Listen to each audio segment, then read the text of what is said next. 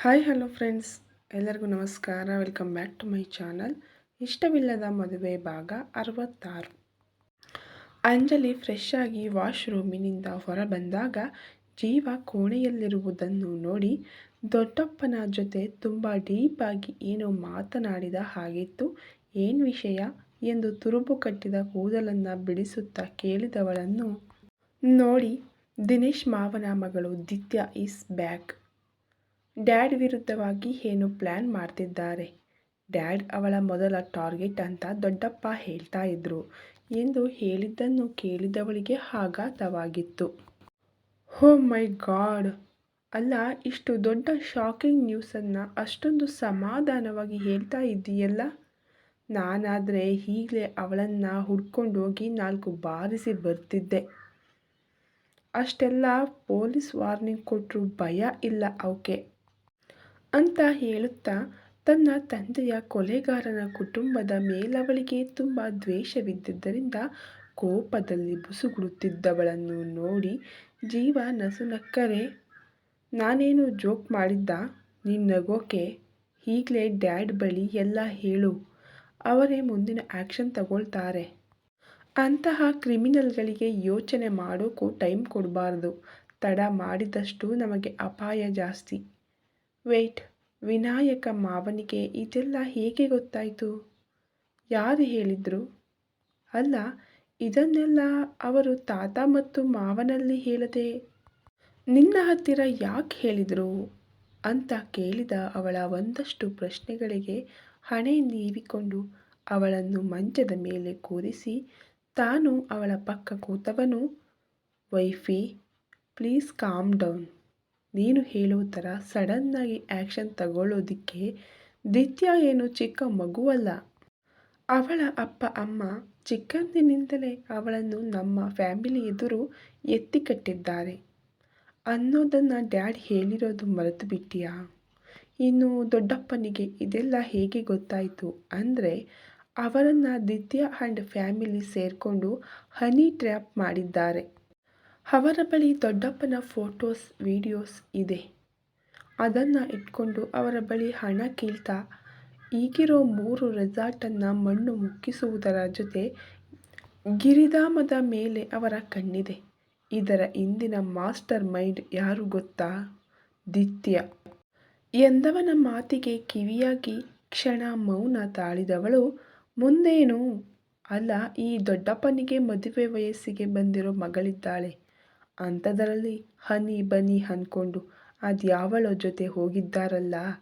ದೊಡ್ಡಮ್ಮನಿಗೆ ಇದೆಲ್ಲ ತಿಳಿದರೆ ಛೇ, ಗಂಡಸರ ಬುದ್ಧಿಯೇ ಇಷ್ಟು ಎಂದು ಬೈದುಕೊಳ್ಳುತ್ತಿದ್ದವಳನ್ನು ನೋಡಿದವನು ಅವಳ ಭುಜವನ್ನು ಬಳಸಿ, ವೈಫಿ, ನನಗೆ ಚೈಲ್ಡ್ ಅಂತಿದ್ದೋಳು ಈಗ ನೀನೇ ಚೈಲ್ಡ್ ತರಹ ಯೋಚನೆ ಮಾಡ್ತಿದ್ದೀಯಲ್ಲ.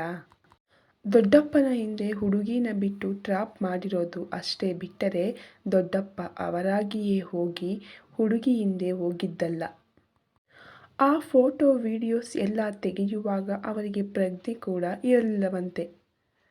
ಪ್ರಜ್ಞೆ ಬಂದಾಗ ಎದುರುಗಡೆ ದಿತ್ಯ ಕುಳಿತು ಫೋಟೋ ಎಲ್ಲ ತೋರಿಸಿ, ತಾನು ಹೇಳುವ ಕೆಲಸ ಮಾಡದಿದ್ದರೆ ಅದನ್ನೆಲ್ಲ ತಾತ ಮತ್ತು ದೀಪ ಅತ್ತೆಗೆ ಕಳುಹಿಸುವುದಾಗಿ ಹೆದರಿಸಿ ಅವರಿಂದ ಹಣ ಕೀಳುತ್ತಿದ್ದಳು.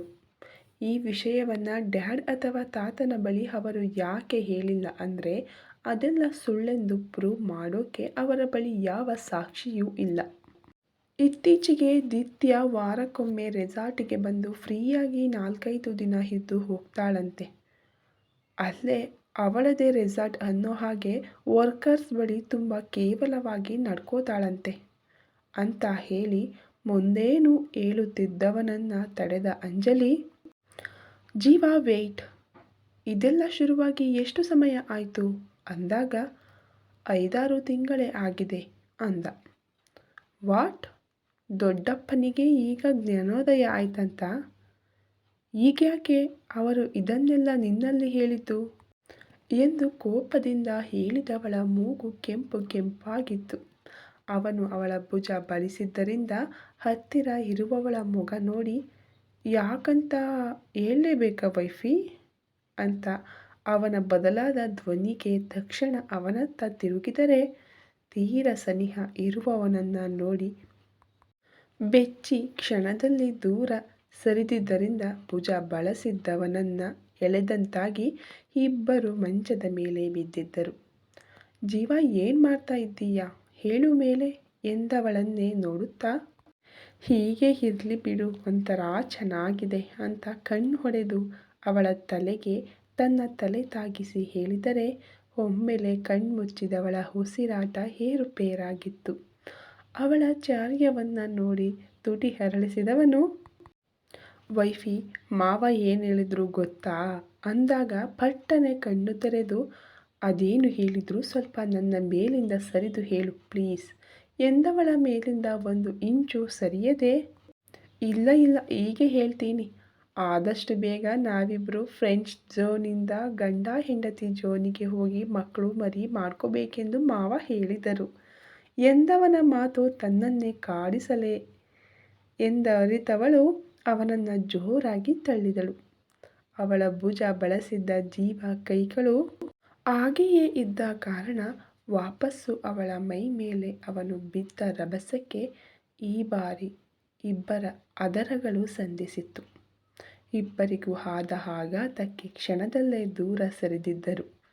ಜೀವ ತಲೆಕೊಡವಿ ವೈಫಿ ಅದು ಅಂದಾಗ, ಪ್ಲೀಸ್ ಜೀವ, ದೊಡ್ಡಪ್ಪ ಏನು ಹೇಳಿದ್ರೋ ಅದನ್ನು ಹೇಳು, ಇಲ್ಲಾಂದರೆ ನಾನೇ ಹೋಗಿ ಅವರ ಬಳಿ ಮಾತಾಡ್ತೀನಿ ಅಂತ ಅಲ್ಲಿಂದ ಹೊರಡಲು ಅನುವಾದವಳ ಕೈ ಹಿಡಿದು, ಹಲೋ ಸ್ವಲ್ಪ ಸಮಾಧಾನ, ಏನೋ ಸ್ವಲ್ಪ ಕಾಡಿಸಿದೆ, ಅದಕ್ಕೆ ಇಷ್ಟು ಓವರಾಗಿ ಆಡೋ ಅಗತ್ಯವಿಲ್ಲ ಅಂತ ಅವಳ ವರ್ತನೆಗೆ ಮತ್ತು ಮಾತಿಗೆ ಕೋಪ ಬಂದಿತ್ತವನಿಗೆ.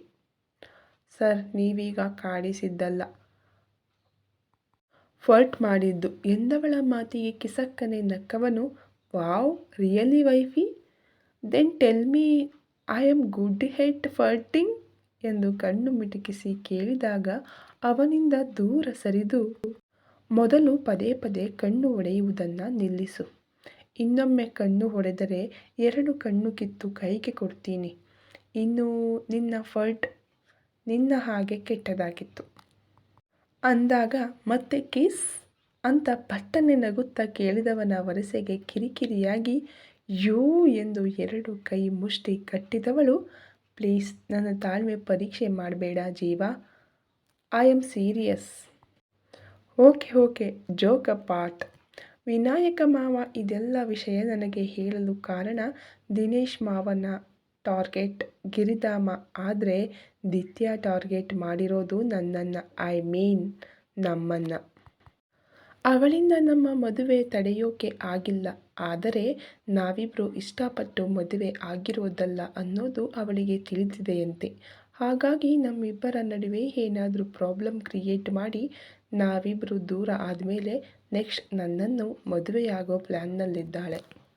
ನಮ್ಮಿಬ್ಬರ ನಡುವೆ ಅದು ಯಾವ ರೀತಿ ಮಿಸ್ಅಂಡರ್ಸ್ಟ್ಯಾಂಡಿಂಗ್ ಕ್ರಿಯೇಟ್ ಮಾಡೋದು ಅನ್ನೋದು ಮಾವನಿಗೆ ಗೊತ್ತಿಲ್ಲ, ಆದರೆ ಅವರನ್ನು ಟ್ರ್ಯಾಪ್ ಮಾಡಿದ ಹಾಗೆ ನಮ್ಮಿಬ್ಬರನ್ನು ಟ್ರ್ಯಾಪ್ ಮಾಡ್ತಾಳೆ, ಇಲ್ಲ ನಮ್ಮ ಎಕ್ಸ್ ಅಥವಾ ಯಾವುದೇ ಫ್ರೆಂಡ್ಸನ್ನು ನಮ್ಮ ನಡುವೆ ಕರೆತರ್ತಾಳೋ ಗೊತ್ತಿಲ್ಲ. ಬಟ್ ಏನೋ ದೊಡ್ಡದಾಗಿ ಪ್ಲ್ಯಾನ್ ಮಾಡ್ತಾ ಇದ್ದಾಳಂತೆ. ಹಾಗಾಗಿ ವಿನಾಯಕ ಮಾವ ನಿಮ್ಮಿಬ್ಬರ ನಡುವೆ ಯಾರನ್ನೂ ಬರೋಕೆ ಬಿಡಬೇಡಿ, ಗಿರಿಧಾಮದೊಳಗಡೆ ದಿನೇಶನ ಕುಟುಂಬದ ನೆರಳು ಕೂಡ ಬೀಳಬಾರ್ದು, ನೀವಿಬ್ಬರು ಆದಷ್ಟು ಒಬ್ಬರನ್ನೊಬ್ಬರು ಅರ್ಥ ಮಾಡಿಕೊಂಡು ಬೇಗ ಸಂಸಾರ ಶುರು ಮಾಡಿ ಎಂದು ಕೊನೆಯದಾಗಿ ನಮ್ಮ ಅಂಜಲಿ ಹಾಗೆ ಹೀಗೆ ಎಂದು ನಿನ್ನ ಬಗ್ಗೆ ಒಂದಷ್ಟು ಒಳ್ಳೆ ಮಾತು ಹೇಳಿದರು ಅಂತ ಮಾತು ಮುಗಿಸಿ ಜಾಕೆಟ್ ತೆಗೆಯುತ್ತಿದ್ದರೆ, ಆ ರಾಕ್ಷಸಿ ದಿತ್ಯ ನನ್ನ ಕಣ್ಣೆದುರು ಬಂದರೂ ಸಾಯಿಸಿಬಿಡ್ತೀನಿ, ಥೂ ಇಷ್ಟೊಂದು ಕೆಟ್ಟ ಬುದ್ಧಿ, ನನಗೆ ಇನ್ನೊಬ್ಬರ ಹಣ ಆಸ್ತಿ ಪಾಸ್ತಿಯ ಬಗ್ಗೆ ಹೀಗೆಲ್ಲ ಯೋಚಿಸೋಕ್ಕೂ ಅಸಹ್ಯ ಆಗುತ್ತೆ, ಅಂಥದ್ರಲ್ಲಿ ಅವಳಿಗೆ ನಾಚಿಕೆ ಮಾನ ಮರ್ಯಾದೆ ಎಲ್ಲ ಬಿಟ್ಟಿದ್ದಾಳೆ ಅನಿಸುತ್ತೆ. ನಾವಿಬ್ಬರು ಫ್ಯಾಮಿಲಿಗೋಸ್ಕರ ಮದುವೆ ಆಗಿದ್ದೀವಿ ಅಂದಾಗಲೇ ಅವಳಿಗೆ ತಿಳಿಯಬೇಕಿತ್ತು ಫ್ಯಾಮಿಲಿ ನಮಗೆಷ್ಟು ಇಂಪಾರ್ಟೆಂಟ್ ಎಂದು. ಅದು ಯಾವನನ್ನು ಕಳುಹಿಸಿ ಅದೇನು ಮಿಸ್ಅಂಡರ್ಸ್ಟ್ಯಾಂಡಿಂಗ್ ಕ್ರಿಯೇಟ್ ಮಾಡ್ತಾಳೋ ನಾನು ನೋಡ್ತೀನಿ. ನಮ್ಮನ್ನು ಬೇರೆ ಮಾಡೋಕೆ ನಾವೇನು ಮದುವೆ ಆಗೋ ಪ್ರಾಕ್ಟೀಸ್ ಮಾಡಿದ್ದ, ಅದೆಷ್ಟು ಕನಸುಗಳನ್ನು ಬಲಿ ಕೊಟ್ಟು ಅಮ್ಮ ಮತ್ತು ಅತ್ತೆಗಾಗಿ ನಿನ್ನನ್ನು ಮದುವೆ ಆಗಿದ್ದೀನಿ, ಇಂತಹ ಕಂತ್ರಿಗಳಿಗಾಗಿ ನಿನ್ನನ್ನು ಬಿಡೋ ಮಾತೇ ಇಲ್ಲ ಜೀವ. ಸಾಯುವವರೆಗೂ ಅದೇನೇ ಆಗಲಿ ನಿನ್ನ ಹೆಂಡತಿಯಾಗಿ ನಿನ್ನ ಜೊತೆ ನಾನಿರ್ತೀನಿ ಅಂದಳು. ಆ ಪಾಪಿಗಳಿಂದ ತಂದೆಯನ್ನು ಕಳೆದುಕೊಂಡ ನೋವಿನ ಅನುಭವ ಅವಳನ್ನು ಹಾಗೆಲ್ಲ ಏಳಿಸಿತ್ತು. ಅವಳ ಕೊನೆಯ ಮಾತುಗಳೆಲ್ಲ ಅವನ ಮನಸ್ಸಲ್ಲಿ ಅಚ್ಚಾಗಿ ಕೋಪದಲ್ಲಿ ಇನ್ನೂ ಕಂಪಿಸುತ್ತಿದ್ದವಳ ಬಳಿ ನಡೆದು ಅವಳನ್ನು ಲಘುವಾಗಿ ಆಲಂಗಿಸಿ ಕಾಮ್ ಡೌನ್ ಅಂಜಲಿ ಎಂದವನನ್ನು ಅವಳ ಕೈಗಳು ಬಳಸಿದ್ದವು. ಮುಗುಳ್ನಕ್ಕು ಅವಳ ಹಣೆಗೊಂದು ಮುತ್ತಿಟ್ಟಾಗ ಕಣ್ಣ ತೆರೆದು ಎದುರು ನೋಡಿದರೆ ತೋಳಿಲ್ಲದ ಟೀ ಶರ್ಟ್ನಲ್ಲಿದ್ದವನನ್ನು ನೋಡಿ ಹಿಂದೆ ಸರಿದು ಫ್ರೆಶ್ ಆಗಿ ಬ್ರೇಕ್ಫಾಸ್ಟಿಗೆ ಬಾ ಎಂದವಳಲ್ಲಿ, ಪ್ಲೀಸ್ ಈ ವಿಷಯ ಸದ್ಯಕ್ಕೆ ಯಾರಲ್ಲೂ ಹೇಳಬೇಡ, ಟೈಮ್ ನೋಡಿಕೊಂಡು ನಾನೇ ತಾತ ಮತ್ತು ಡ್ಯಾಡ್ ಬಳಿ ಮಾತಾಡ್ತೀನಿ ಎಂದ. ಸರಿ ಅಂತ ತಲೆಯಾಡಿಸಿ ಅಲ್ಲಿಂದ ಹೊರಟವಳಿಗೆ ಕೇಳುವಂತೆ ಕಿಸ್ ಹೇಗಿತ್ತು ಅಂತ ಹೇಳಲೇ ಇಲ್ಲ ಎಂದವನತ್ತ ತಿರುಗಿ, ನಿನ್ನ ಹಾಗೆ ಕೆಟ್ಟದ್ದಾಗಿತ್ತು ಅಂತ ತುಟಿ ಹರಳಿಸಿ ಹೇಳಿ ಹೋದವಳನ್ನೇ ನೋಡುತ್ತಾ ಹಿಂದೆಲೆ ಕೆದರಿಕೊಂಡು ವಾಶ್ರೂಮಿನತ್ತ ನಡೆದನು. ಗಂಗಾಧರ್ ಜೊತೆ ತಮ್ಮ ಪ್ರತಾಪ್ ಹಾಗೂ ಜಯಕರ್ ಕುಟುಂಬ ಭೀಕರ ಊಟಕ್ಕೆ ಬಂದಿದ್ದರು. ಕುಶಲೋಪರಿ ಮಾತುಕತೆಗಳ ಜೊತೆ ನವವಧೂವರರನ್ನ ಹಿರಿ ತಲೆಗಳು ರೇಗಿಸುತ್ತಾ ಹರಟೆಯಲ್ಲಿ ಎಲ್ಲರ ಊಟ ಮುಗಿದಿತ್ತು. ಒಂದು ಕಡೆ ಮಕ್ಕಳ ಮಾತು ಸಾಗುತ್ತಿದ್ದರೆ ಇನ್ನೊಂದು ಕಡೆ ಹಿರಿಯರು ಕೂತಿದ್ದರು. ವರುಣ್ ಆಗಾಗ ಸಾಹಿತ್ಯಾಳನ್ನ ಗಮನಿಸುತ್ತಿದ್ದರೂ ಅವನೊಬ್ಬ ಅಲ್ಲಿದ್ದಾನೆ ಎನ್ನುವುದನ್ನೇ ಮರೆತಂತೆ ಇದ್ದಳು. ಬಂದಾಗಿನಿಂದ ಅವಳ ನಿರ್ಲಕ್ಷ್ಯವನ್ನ ನೋಡಿದವನಿಗೆ ದೊಡ್ಡಪ್ಪನ ಮಾತು ಕೇಳಿ ಯಾಕಾದರೂ ಇಲ್ಲಿಗೆ ಬಂದೆ ಎನ್ನುವ ಹಾಗಿತ್ತು.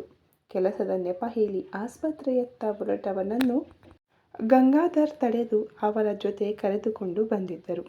ತಾಂಬೂಲ ಸವಿಯುತ್ತಿದ್ದ ಸುಕುಮಾರ್ ಹಾಗೂ ಜಾನಕಿ ದಂಪತಿಗಳು ಚಿನಕುರಳಿಯಂತೆ ಮನೆ ತುಂಬ ಓಡಾಡುವ ಸಾಹಿತ್ಯಾಳನ್ನ ಗಮನಿಸಿ ಅವಳಿಗೆ ತಮ್ಮ ಇನ್ನೊಬ್ಬ ಮೊಮ್ಮಗ ವರುಣನನ್ನು ಜೊತೆ ಮಾಡುವ ಬಗ್ಗೆ ಯೋಚಿಸಿದರೆ ಜಯಕರ್ ಹೆಂಡತಿ ಆರತಿ ಜೊತೆ ಸೇರಿ ಸಾಹಿತ್ಯ ಜೊತೆಯಲ್ಲಿ ಅವಳ ಓದಿನ ಬಗ್ಗೆಯೆಲ್ಲ ವಿಚಾರಿಸುತ್ತಿದ್ದರು.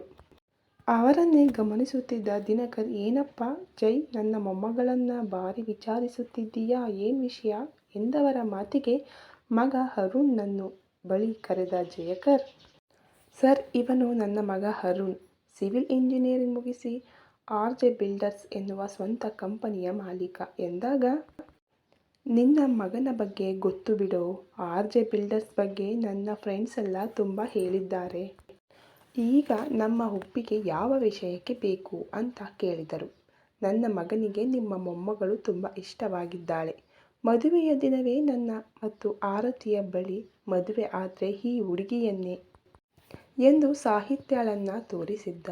ನಮಗೂ ನಿಮ್ಮ ಮೊಮ್ಮಗಳು ತುಂಬ ಇಷ್ಟವಾಗಿದ್ದಾಳೆ, ಹಾಗಾಗಿ ಸಾಹಿತ್ಯಾಳನ್ನ ನಮ್ಮ ಮಗನಿಗೆ ಧಾರೆ ಎರೆದು ಕೊಡುತ್ತೀರಾ ಎಂದು ನಗುಮುಖದಿಂದಲೇ ಕೇಳಿದ ಜಯಕರ್ ಮಾತಿಗೆ ದಿನಕರ್ ಮೊಮ್ಮಗಳು ಮತ್ತು ವರುಣ್ ಕಡೆ ನೋಡಿದರು.